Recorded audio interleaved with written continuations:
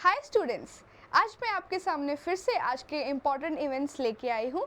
तो let's start. सबसे पहली न्यूज़ है India to participate in red flag Rimpac exercises that will take place for 2 weeks. तो Indian air force जो है वो रेड फ्लैग में पार्टिसिपेट करेगा और जो इंडियन नेवी है वो रिम्पैक एक्सरसाइज में पार्टिसिपेट करेगा। Who he is hosting this exercises? तो ये एक्सरसाइज यूएसए होस्ट कर रहा है और ये मेगा मल्टीनेशनल वॉर गेम्स है। इंडियन एयरफोर्स अपने राफेल फाइटर जेट्स डिप्लॉय कर रहा है इस एक्सरसाइज की प्रैक्टिसिंग के लिए और इंडियन नेवी डिप्लॉय कर रहा है आईएनएस शिवालिक फॉर रिम्पैक एक्सरसाइज जो कि हवाई में होगी फ्रॉम जून 25 टू अगस्त 2। तो आप भी एक काम कीजिए, मुझे ये बताइए कमेंट सेक्शन में कि इंडियन एयरफोर्स की जो एक्सरसाइज जो कि शुरू हो चुकी है ऑन 30th में वो कहाँ हो रही है। Next news, scientist at the institute of advance virology at Thonakkal इन्होंने निपाह वायरस का एक कॉपी वायरस बनाया है जो कि एज एंटीबॉडीज वर्क करेगा। सो निपाह वायरस क्या है? एक ज़ोनोटिक वायरस है जो कि बहुत ही पैथोजेनिक है, जो ट्रांसफरेबल है, जो from animals to human spread होता है।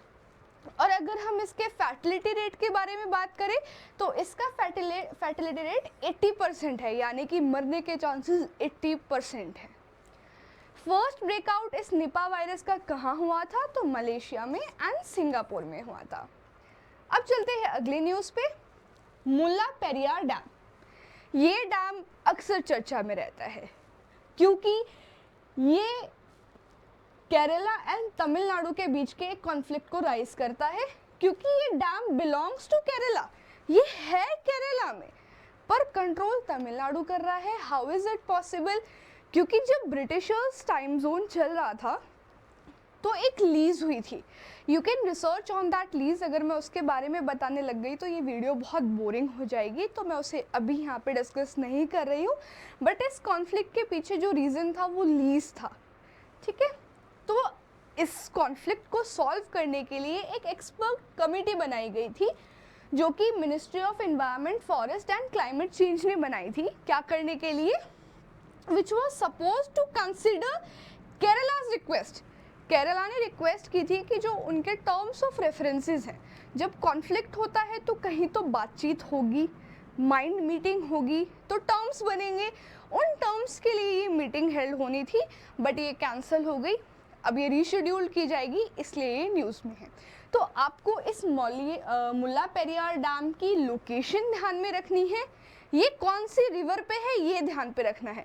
तो अब आपको ये सर्च करना है कि ये कौन सी रिवर पे है। China space agency landed an uncrewed spacecraft on the far side of the moon recently. Uncrewed spacecraft क्या होता है? Which is not handled manually. और far side of the moon क्या होता है? मून के पीछे वाली साइड।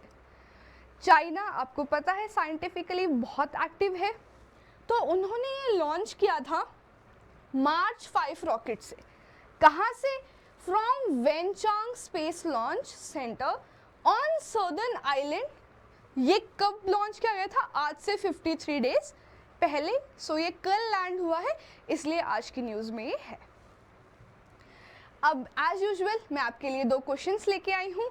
ये क्वेश्चन है स्टैटिक जीके से, बट हाँ आपको डेली बेसिस पे मैं क्वेश्चंस प्रैक्टिस कराऊंगी सो दैट आपकी प्रैक्टिसिंग ना छूटे।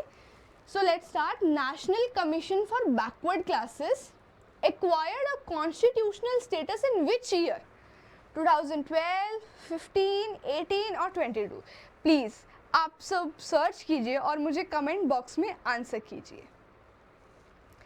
मुल्ला Periyar dam is located on which river? जैसे कि मैं आपको पहले ही बता चुकी हूँ कि आपको इसकी लोकेशन और ये कौन सी रिवर पे बिल्ड है उसका ध्यान रखना है। तो आप सर्च करेंगे Periyar river, Bhavani river, Kaveri river और वैगई रिवर।